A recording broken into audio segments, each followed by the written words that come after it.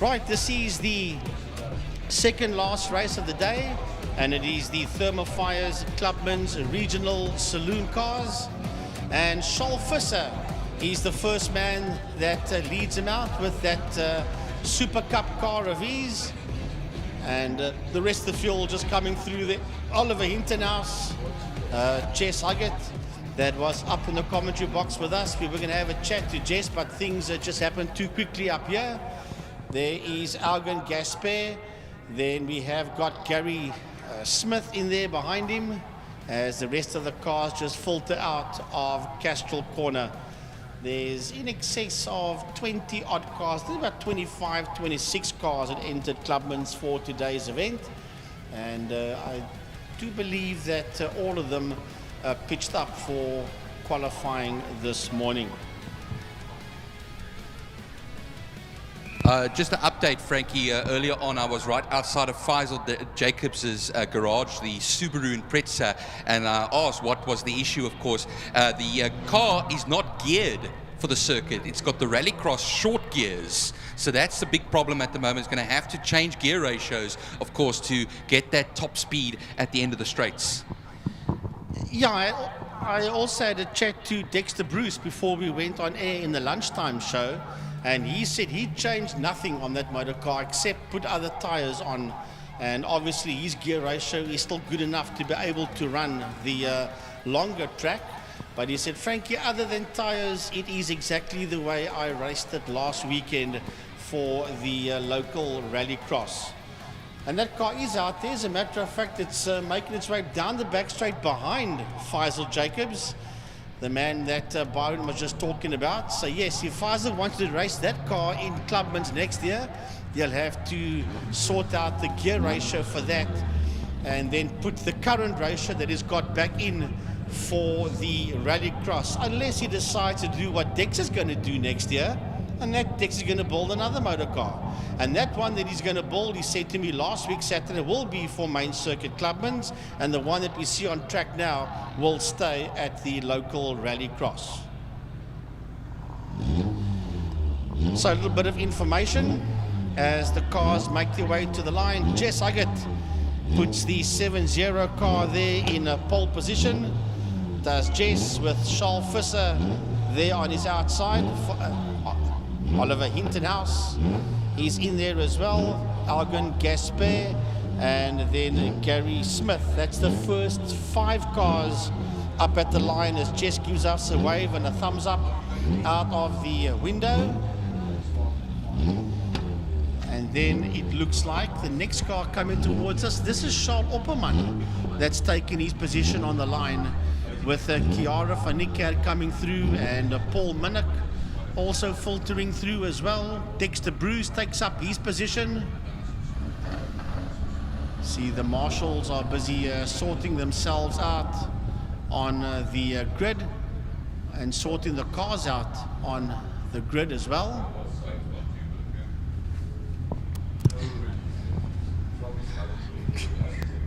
Well, Berger comes through the field now. Cedric Berger in that BMW. Frankie, that's a Class C car. That he'll put that behind the Paul Minnick number 79 accident guru car. Charles Visser, Jess Huggett, Oliver Hintonhouse, all at the sharp end of the field. And it looks like everybody is in position.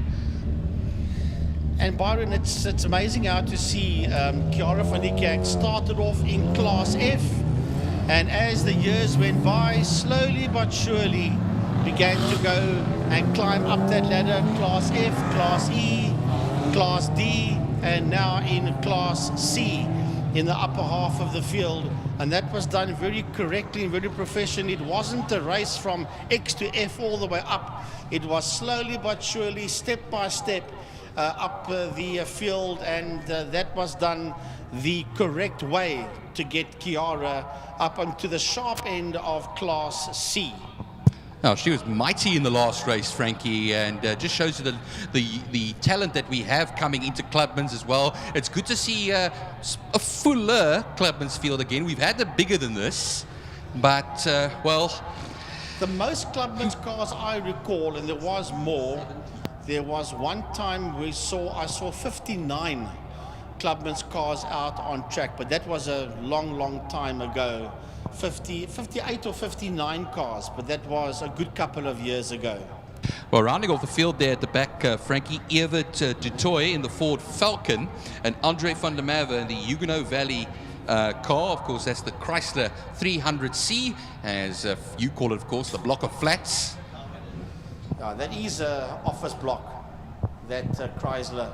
And then you still got with van der Merwe and then Evert Dutoy in the Ford Falcon, which is not far behind when it comes to big motor cars. I remember Steve Wyndham driving a Ford Falcon many years ago in Group N, remember? Group N, Class A, the Ford Falcon of Stevie Wonder Wyndham, we called him back in the day when he was racing. But that was also a good couple of years ago, yeah.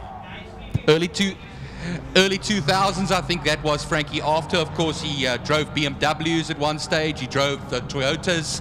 We're talking about the late 80s, early 90s.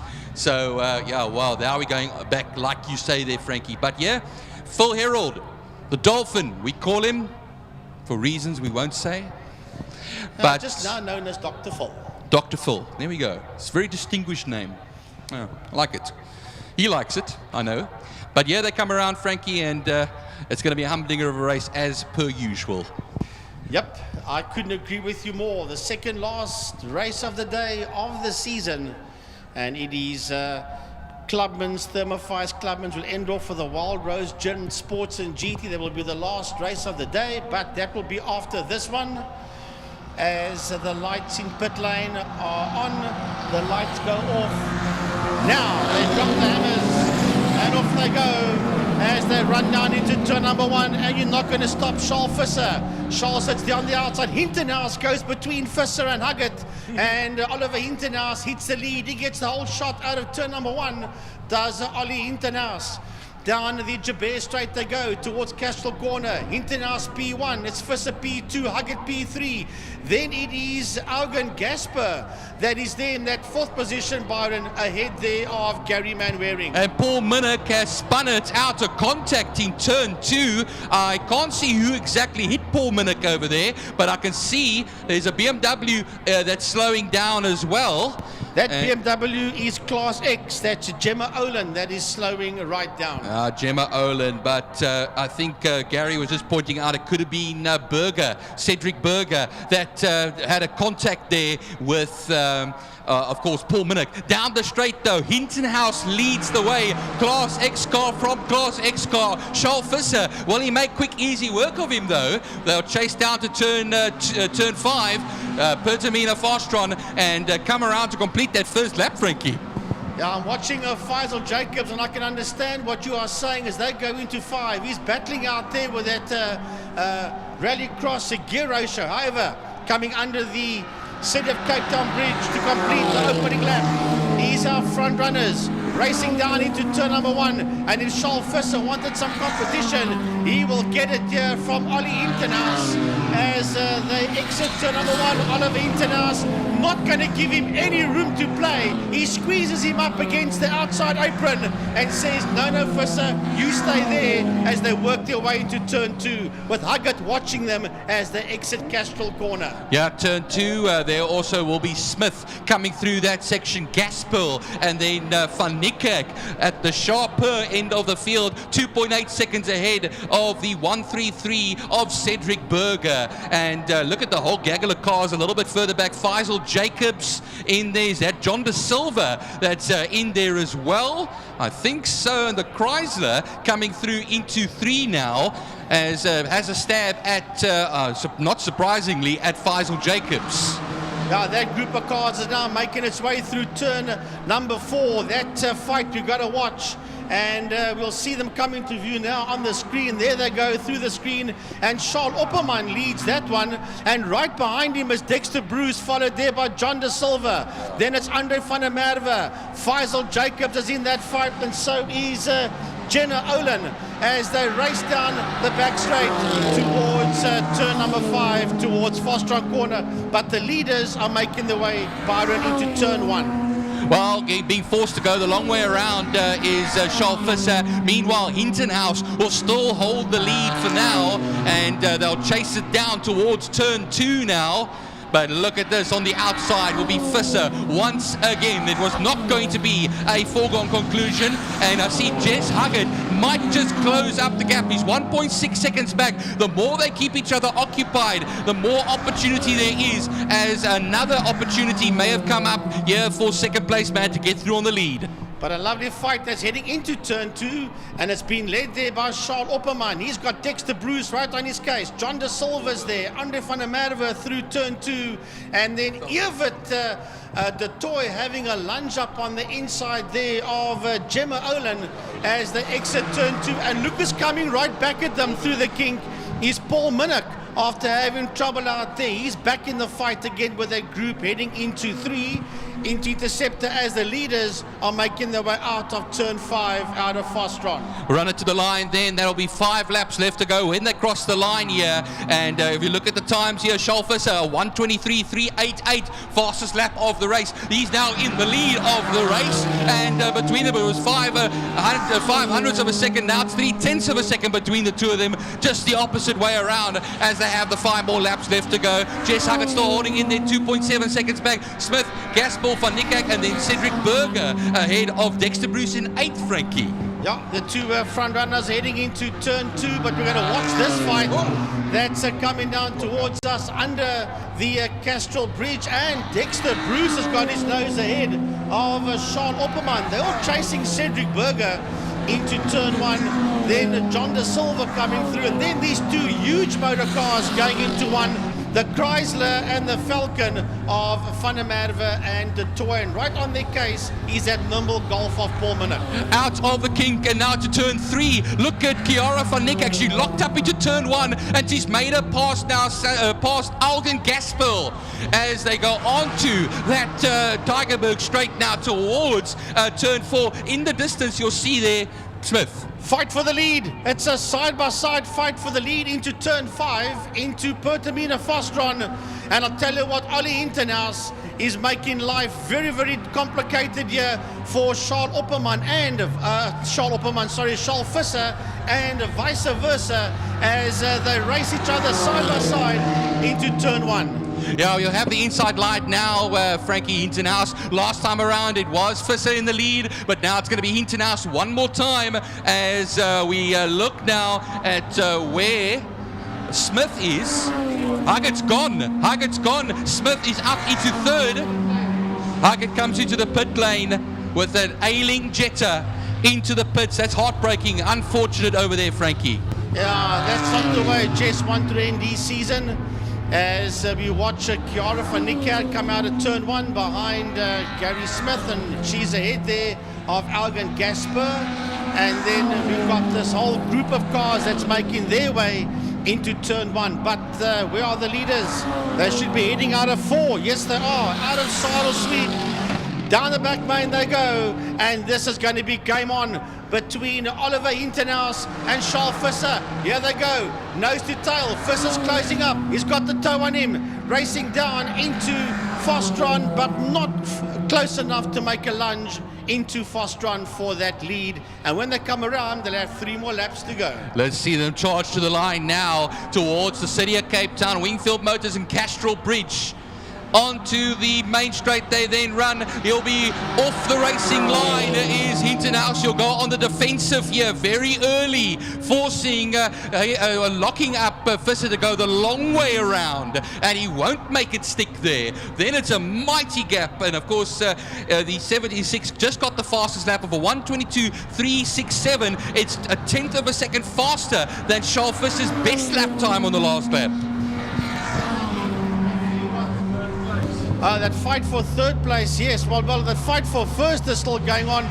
And 2nd, 3rd is coming out of turn 1.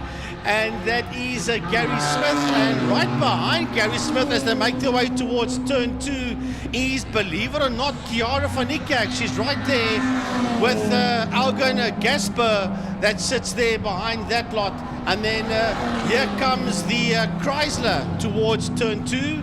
And that is Van der Merwe and right behind him and catching him is Dexter Bruce. But the leaders are still nose to tail into turn 5, Hintenhuis and Visser. Just a quick one, Frankie. A storming drive from Paul Minnick now up into 8th past Opperman now. And remember, the man in Class D, the only man in Class D, as we look at the leaders, Hintenhuis will still hold it. He'll go defensive once again, forcing the man behind him to go the long way around here. He's got straight line speed. Here's under braking now. They'll run.